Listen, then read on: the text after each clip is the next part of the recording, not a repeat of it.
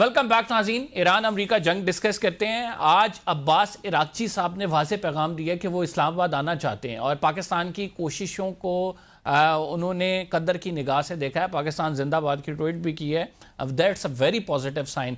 क्या पाकिस्तान के अंदर कोई मुज़ाकरात होंगे? इस्लामाबाद के अंदर कोई बैठक लगेगी? सहाफ़ी जॉन हुसैन साहब ने हमें ज्वाइन किया है, तेहरान में ये मौजूद हैं। बहुत शुक्रिया जॉन साहब हमें प्रोग्राम में ज्वाइन करने के लिए। बड़ा पॉजिटिव जेस्चर दिया गया। यूएस मीडिया की जानिब से कहा जा रहा था कि ईरान ने इनकार किया इस्लामाबाद में सिक्योरिटी खदशात की बिना पर। आज अब्बास इराक़ची ने बता दिया कि ऐसा कुछ नहीं है। क्या देखते हैं, क्या वाकई इस्लामाबाद के अंदर कोई मीटिंग होगी? आपके पास क्या खबरें हैं? बहुत बहुत शुक्रिया मुझे बुलाने के लिए। देखें, अरागची साहब का अगर ट्वीट आप गौर से देखें तो उन्होंने कहा है, बिल्कुल शुक्रिया अदा किया है ईरान ईरान ने पाकिस्तान का, और पाकिस्तान ने वाकई में एक अच्छा किरदार निभाया। लेकिन उन्होंने कहा है कि हमें इस्लामाबाद जाने में मसला नहीं है। हमें इस्लामाबाद जाने में मसला नहीं है। हमने ऐसा नहीं कहा कि हम इस्लामाबाद नहीं जाएंगे। इस्लामाबाद जाना और पाकिस्तान के साथ बैठना और अरब ममालिक के साथ बैठना ये अलग बात है, और अमेरिका के साथ बैठना ये अलग बात है। जो बीच में बात हो रही थी कि अमेरिका के साथ बैठेंगे और जेडी वैंस आके बैठ जाएंगे, ये बात बिल्कुल दुरुस्त नहीं। It is absolutely wrong. ये जो बात है कि पाकिस्तान आ सकते हैं इराक़ची साहब, ये बात बिल्कुल दुरुस्त है, और यहां से ईरान से लोग आके बैठ सकते हैं अरब ममालिक के साथ फॉर एग्जाम्पल, ये भी बिल्कुल दुरुस्त बात है। तो अमेरिका के साथ निगोशिएशंस नहीं होंगी, किसी भी तरीके से नहीं होंगी। साथ साथ स्टेटमेंट्स आपने देख लिए, पहले भी देख लिए थे, अभी भी जो नए रिसेंट स्टेटमेंट्स आएंगे उनमें कैटेगोरिकली ना सिर्फ अरागची साहब ने और उनके डेप्यूटी हैं उन्होंने, बल्कि प्रेसिडेंट पेजेस्कियान ने, सबने क्लियरली मना कर दिया कि निगोशिएशन अब नहीं होगी अमेरिका के साथ।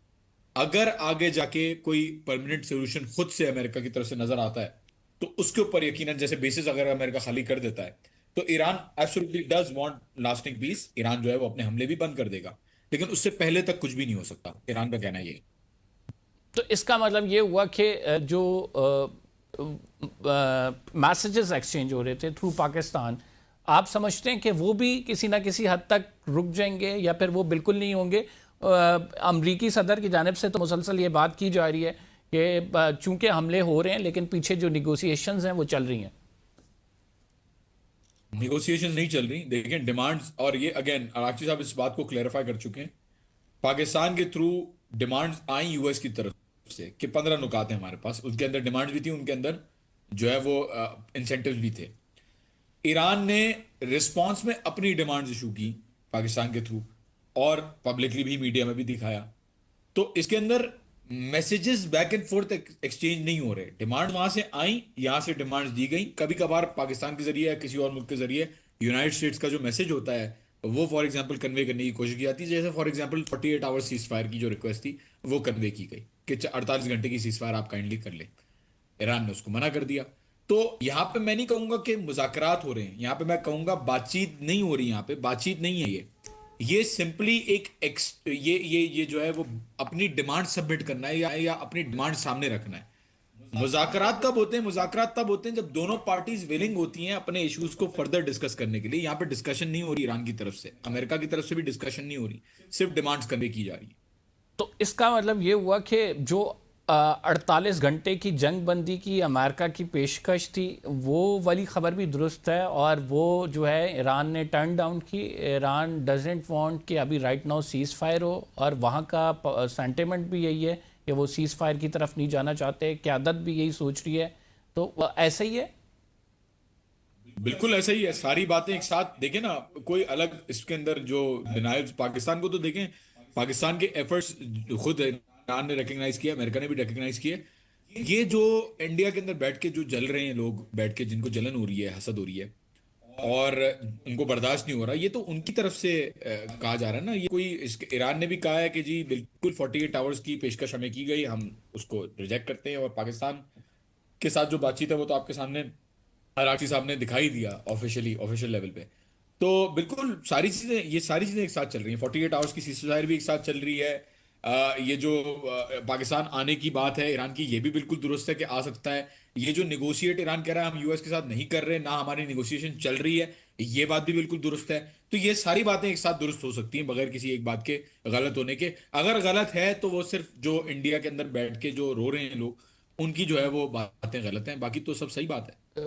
मुझे ये बताएं कि जवाद ज़रीफ साहब ने जो आर्टिकल लिखा है और वो कहते हैं कि ईरान को फतह का ऐलान करके डिप्लोमेटिक टर्म्स पे आ जाना चाहिए, जंग बंदी कर देनी चाहिए। कैसे देखते हैं आप, क्या सेंटिमेंट था उस आर्टिकल के हवाले से ईरान के अंदर? देखिए, जवाद जरीफ साहब के आर्टिकल को उन्होंने जो लास्ट टाइम, अब देखें ना, उन्होंने अभी भी कॉम्प्रोमाइज के ऊपर जो है वो इशारा दिया। अभी भी अभी भी कॉम्प्रोमाइज की बातें, अभी भी जो है उसकी बातें, निगोशिएशन की बातें ईरानी, जबकि ईरानी प्रेडोमिनेंट सेंटिमेंट ये है कि ईरानी निगोशिएट नहीं करना चाहते अमेरिका से। ईरानी नहीं चाहते किसी भी तरीके की निगोशिएशन हो उस मुल्क के साथ जो जो जिसने आके यहाँ पे 145 175 बच्चियों को शहीद किया, जिसने आते ही आयतुल्लाह खामनाई को शहीद किया, जिसने 2 बार जंग मुसल्लत कर दी है।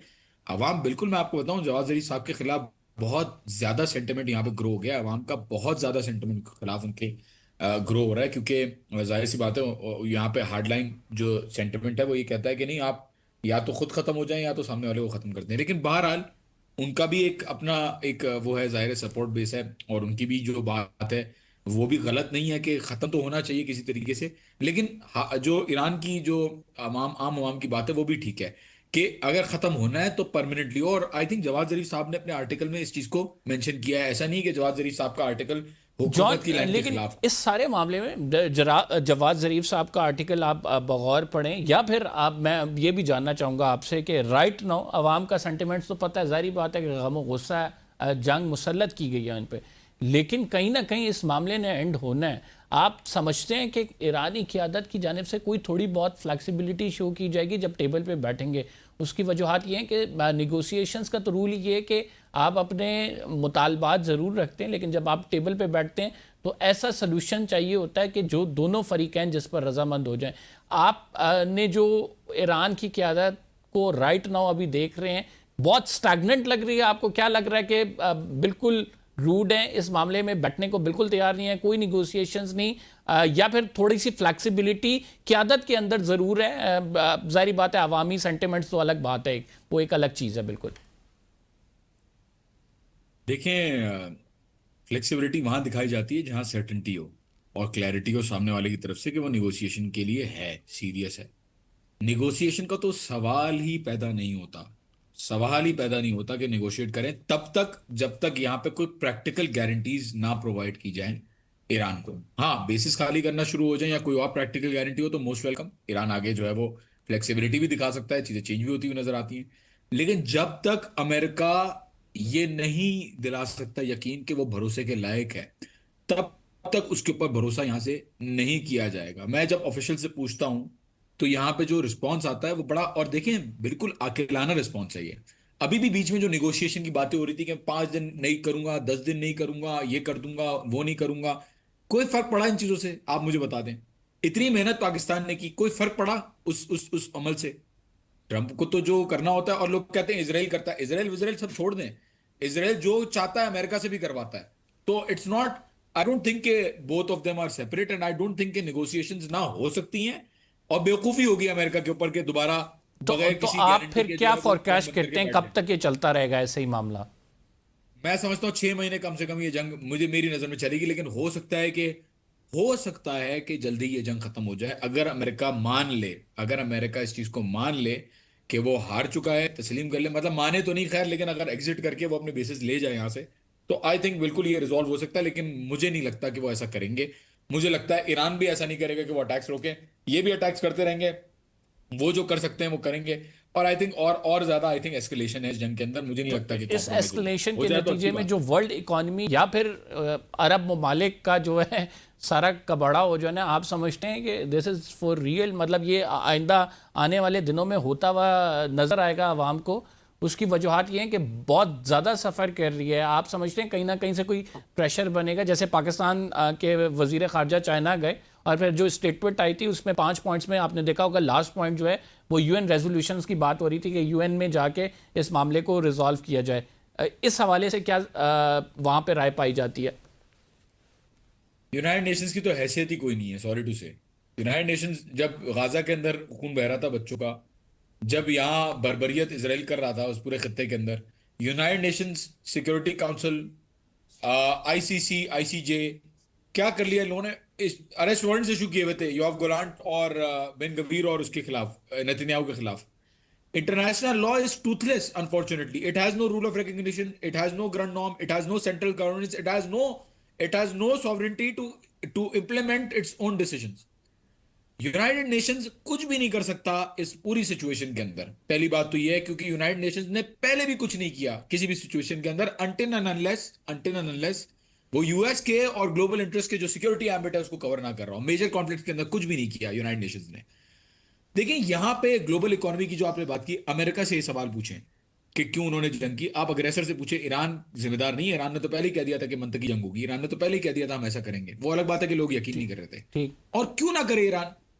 ईरान जब 47 ईयर्स तक जब सैंक्शन था, उसका तेल नहीं गया। ईरान का कहना यह है कि क्यों ना करें, वो बंद क्यों ना करें इनके जहाजों को। ऑयल पाकिस्तान के लिए तो खुला हुआ ना, इनके जहाजों को क्यों ना रोकें?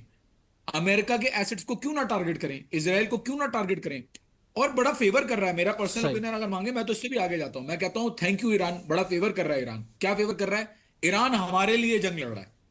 ये जो सिस्टम बनाया हुआ है पूरा, ये जो बदमाशी का सिस्टम है, जो निजाम है इंटरनेशनल, अमेरिका ने पूरी कंट्रीज को उजाड़ दिया। उनकी एनार्की, उनके अंदर स्टार्वेशन, उनके अंदर फैमाइन, उनके अंदर क्राइसिस, रनिंग क्राइसिस।